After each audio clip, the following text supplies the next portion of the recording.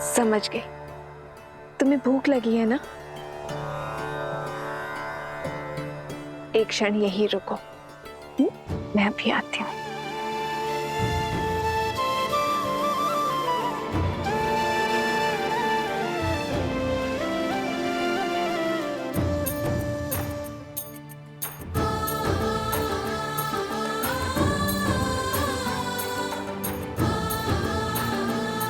ये लो सीते, इसे हनुमान को खिलाओगी, वो तृप्त हो जाएगा।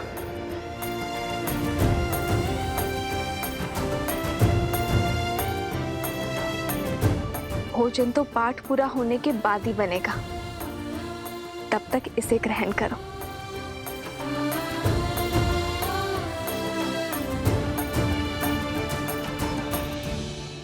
करो, इससे तुम्हारी भूख शांत हो जाएगी।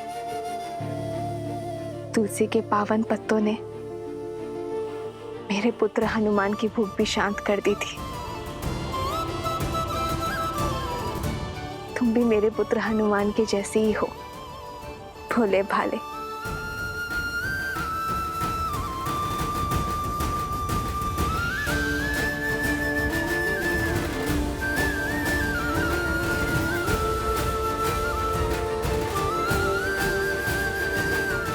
माता को अब भी मेरा स्मरण है।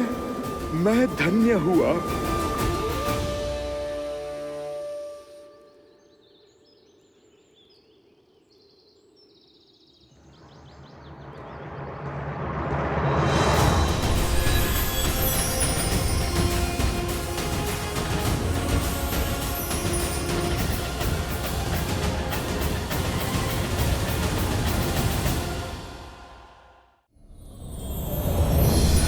निज पद मन राम पद लीना, पवन सूत देखी जानकी दीना।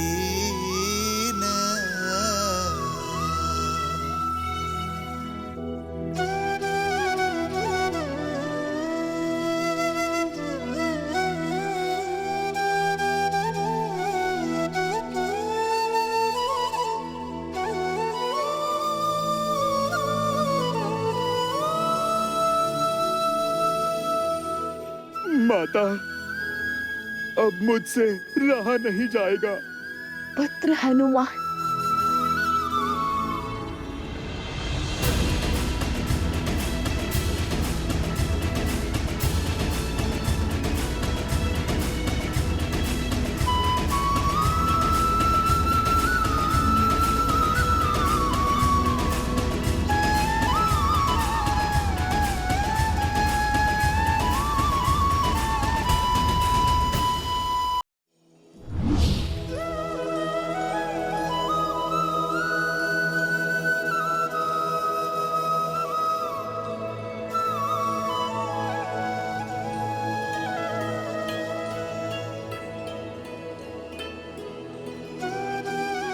माता, मैं आपके सामने रूप बदल कर आया। मैंने माया का प्रयोग करके छल किया। मैया, आप मुझे क्षमा कीजिए, पर आपका दर्शन करना, आपसे भेंट करने का सौभाग्य छोड़ नहीं सका ये हनुमान माता। माता, मैं आपको बता नहीं सकता, इतने वर्षों आपसे विचोह, आपको ना देख पाने का दुख मेरे हृदय को कैसे छलता रहा माता।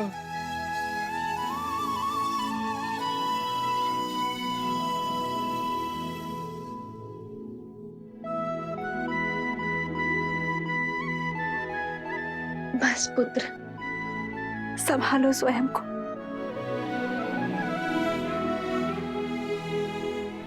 माता, आप मुझे क्षमा कर दीजिए। आपके समक्ष आया तो भी माया के आवरण में लिपटकर, रूप बदलकर माता। नहीं पुत्र, क्षमा मत मांगो। बताओ, कैसे हो तुम? कैसी है मेरी अयोध्या? मेरे श्री राम, माता के बिना भला ये संतान कैसी होगी?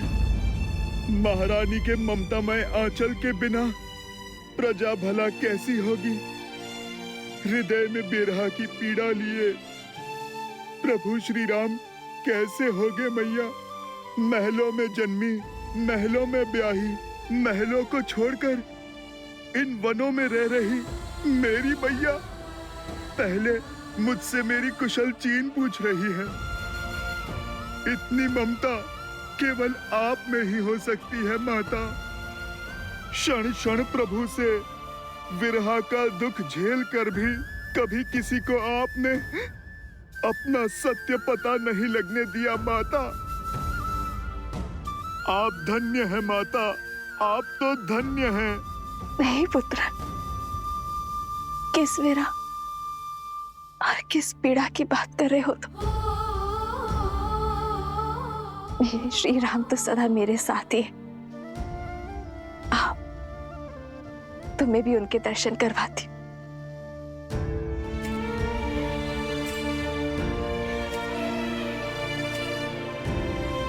ये रहे तुम्हारे प्रभु।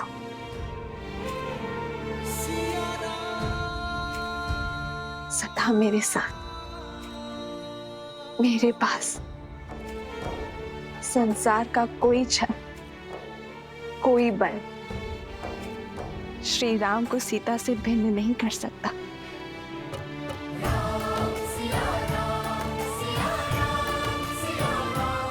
जय सिया राम।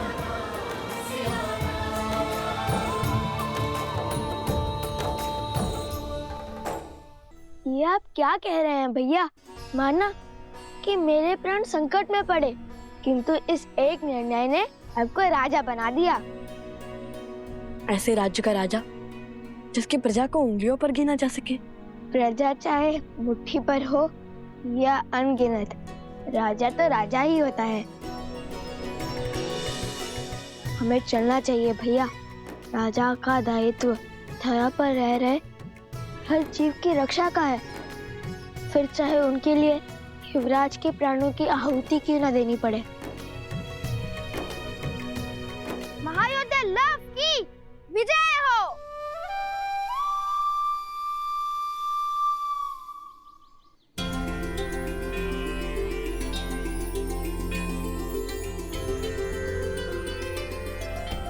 मैं वचन देता हूँ ऋषिवर, मेरे भ्राता लव उस धारा के हर अधर्मी का संहार करेंगे। प्रण पूर्ति का आशीर्वाद दीजिए। लोभना मृतकों का नगर है, वहां कोई भी जीवित नहीं मिलेगा तुम्हें।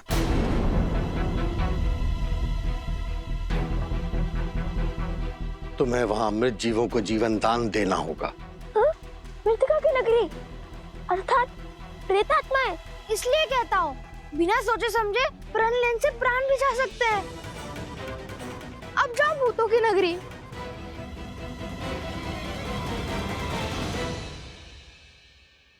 माता कहती है कि ऋषि मुनियों के हर आदेश में कोई ना कोई कारण अवश्य होता है, जो ना हम सोच सकते हैं और ना ही समझ सकते हैं। जैसे ऋषि विश्वामित्र श्री राम को लेकर गए थे ताड़का के वध के लिए, किंतु लौटे श्री राम और माता सीता को एक करके, वैसे ही यदि आपने हमारे लिए ये पद चुना है तो उसके पीछे अवश्य कोई उद्देश्य होगा। हमें सफलता का आशीर्वाद दीजिए ऋषिवर। विजयी भव।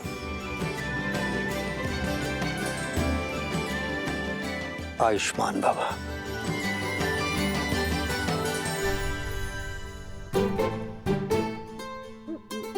अरे सोमकन, बैठ क्यों गए? मैं यही रहकर ऋषिवर की सेवा करूंगा भ्राता लव। नहीं, मैं नहीं आऊंगा। मैं ऋषिवर की सेवा करूंगा। नहीं जाना मुझे। नहीं नहीं नहीं नहीं नहीं, मुझे यहाँ रहकर संतों की सेवा करनी है। ये घटना ने कैसा मोड़ ले लिया। जब लव कुश लक्ष्मण जी और उनकी सेना के समक्ष आने वाले थे, तब ऋषि अगस्त्य ने भेज क्यों दिया? क्योंकि नियति हमारी इच्छा से नहीं, अपने नियत समय से चलती है प्रिय गणेश। युग चाहे जो भी हो, महर्षियों और मुनियों ने नियति के निर्णय को गति देने का कार्य सदैव किया है। जैसे वर्षों पूर्व ऋषि अगस्त्य ने श्री राम और लक्ष्मण की जीवन यात्रा को आकार देने का कार्य किया था। किंतु लवकुश के इस उद्देश्य में इस अवरोध का क्या कारण है महादेव? क्या उन्हें और सज्ज होने की आवश्यकता है? रघुवंश का भविष्य बनने के लिए, अयोध्या का कल बनने के लिए, श्री राम के पुत्र लव और कुश बनने के लिए अभी इन दोनों को जीवन के और कई युद्ध लड़ना शेष है। और लक्ष्मण का क्या? वो तो प्रसेनी गांव पहुंचने वाले हैं। क्या वो शत्रुघ्न को खोज पाएंगे?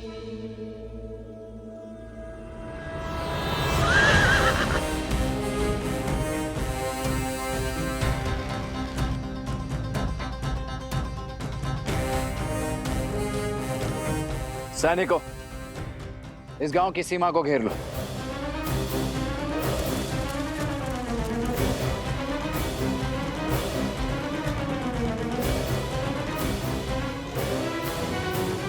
कौशल की भूमि पर अयोध्या के ध्वज के स्थान पर यह चिन्ह लगाने का दुस्साहस किसने किया है?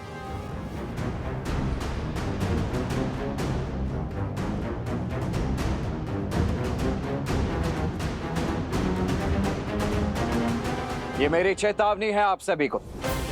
उन दोनों ऋषि कुमारों और उनके साथ आए अश्व को हमें अर्थात राजा राम के प्रतिनिधि लक्ष्मण को सौंप दीजिए।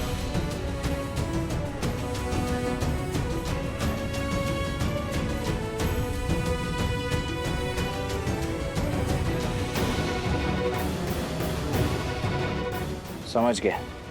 विरोध की आंधी विवेक को उड़ा ले गई। आप सभी पीछे हट जाइए, अन्यथा विवश होकर मुझे आप सभी को बंदी बनाना होगा। हमारे मन में राजा राम के लिए श्रद्धा भी है और सम्मान भी, किंतु हम लव को अपना राजा और उनके भ्राता कुश को अपना युवराज मान चुके हैं। इसलिए अब आपको हमारे गांव के भीतर आने के लिए उनकी आज्ञा लेनी ही होगी। ये कौशल राज्य है और यहाँ के केवल एक ही राजा है, कौशल नरेश, अयोध्यापति श्री राम। किंतु ये समय आप सभी की आंखों पर बंधी भ्रम की पट्टी खोलने का नहीं है। वक्त पीछे हटाइए। हम यहाँ उस अश्व और शत्रुघ्न को लेकर यहाँ से चले जाएंगे। आप में से किसी को कोई क्षति नहीं पहुंचेगी। वक्त पीछे हटाइए और भीतर आने दीजिए हमें। क्षमा करें, महाराज की अनुमति के बिना आप भीतर नहीं जा सकते। अन्यथा क्या? लड़ोगे हमसे? ये पीछे जो खड़ी है ये अयोध्या की वीर सेना है। जीत पाओगे इससे? नहीं, और इसलिए हमारे महाराज की आज्ञा के बिना भीतर आने के लिए हम सब के शवों पर पग रखकर बढ़ना होगा और हम सबको मारना होगा। मारना होगा, मारना होगा।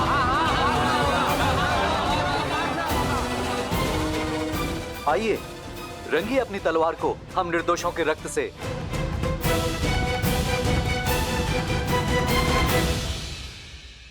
स्वर्ण माला को बार बार खोलने बांधने में, कर्म से गांठ मारने में भी निपुण हो गया हूँ। अब तुम इसे नहीं खोल सकते। ऐसा मत करो, लौटने दो मुझे। चलते रहो, हम उचित मार्ग पर है। राजा सत्यतीर्थ का नगर समीप ही है। राजा लव, विनती है, खोल दीजिए मुझे, लौटने दीजिए अगस्त्य मुनि के पास। कदापि नहीं, तुम हमारे साथ रहोगे।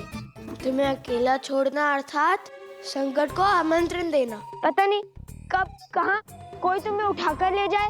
एक बार वो रक्तकेतु आ गया और एक बार स्वयं ही उस असुर की माया से बेसुध हो गए। संकट का निमंत्रण मैं नहीं, तुम हो। तुम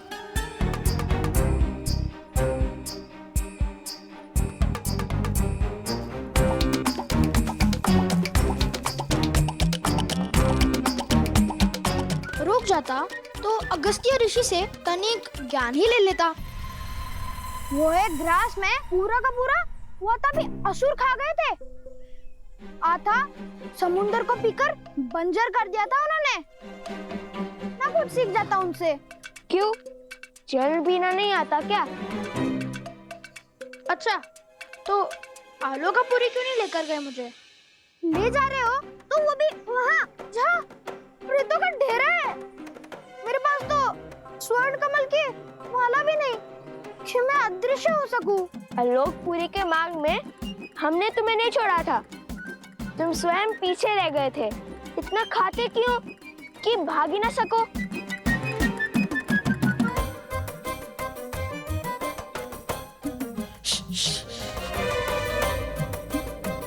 शांत रहो, वो देखो।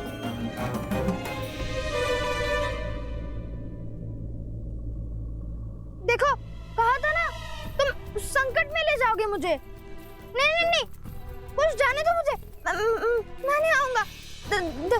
देखो, तुम तो योद्धा हो, मैं तो साधारण सा बालक हूँ ना। देखो देखो, छोड़ दो मुझे, भाग सकता हूँ, लड़ नहीं सकता। चलो चलो, नहीं, कुछ नहीं होगा, कुछ नहीं होगा तुम्हें।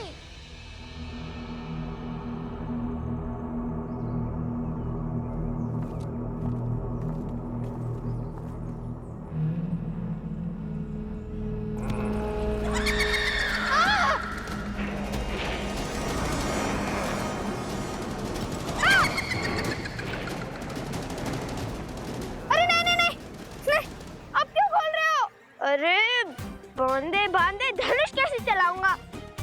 इतने भ्रमित क्यों? कभी खोलो कभी बांधो। नहीं,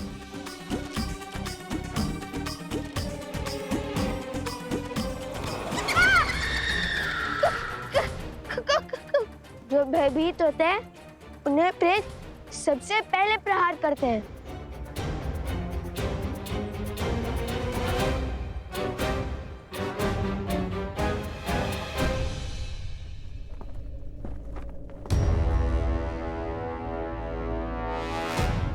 आप सभी मिलकर किसी को भी राजा बना देंगे तो क्या वो मान्य हो जाएगा?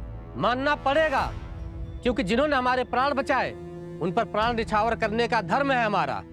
लव कुश जितने वीर हैं उतने ही धीर भी, वो हमारे रक्षक भी हैं और हमारे शुभचिंतक भी। परंतु क्या शास्त्र इसकी अनुमति देते? शास्त्र अनुसार संपूर्ण कौशल राज के केवल एक ही राजा हो सकते हैं और वो राजा हैं श्री राम।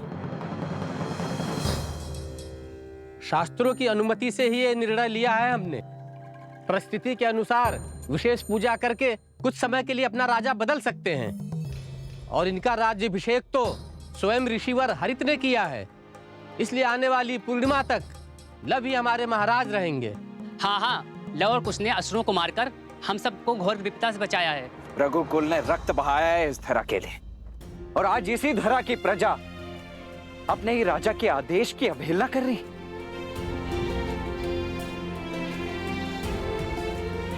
क्या लवकुश के कुल का भी भान है आप सभी को?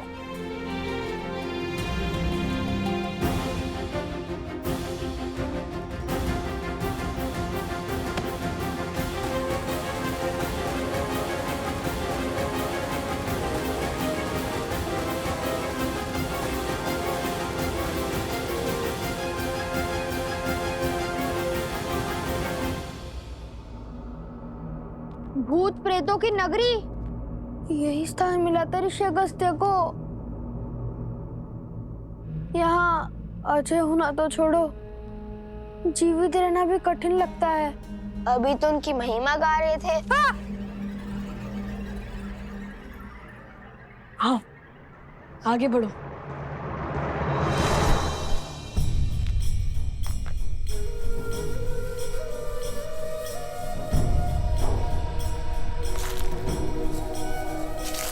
भैया सावधान।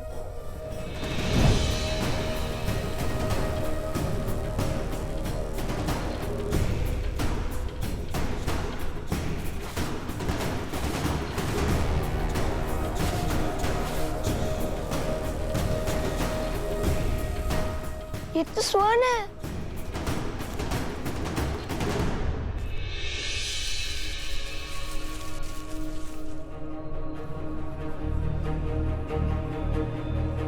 और ये भी। भैया, ये स्थान स्वर्ण से बना है, कहीं हम लंका तो नहीं पहुंच गए? अच्छा, तो अभी तक कितने सागर पार किए हैं तुमने? पहले इस जाल से अपनी धोती को तो संभालो, फिर हंसना। समझ गया ये लंका नहीं है, अब चले आगे।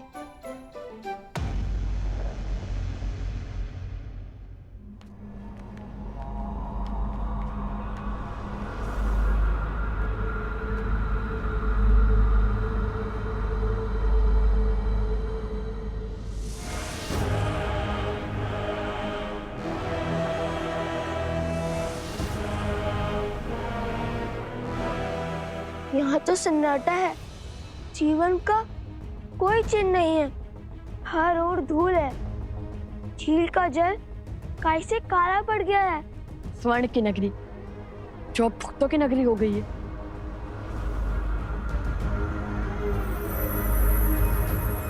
यह अवश्य ही सतीर्थ का महल होगा।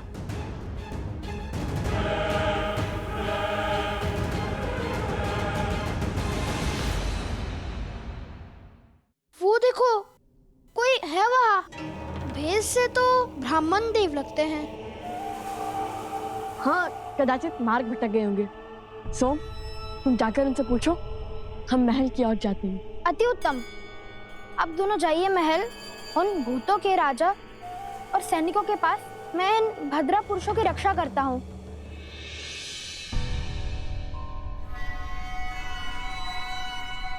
मैं तो बच गया।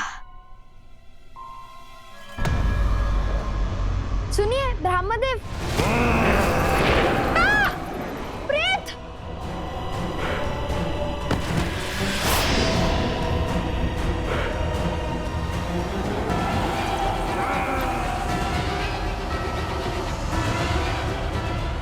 सोम,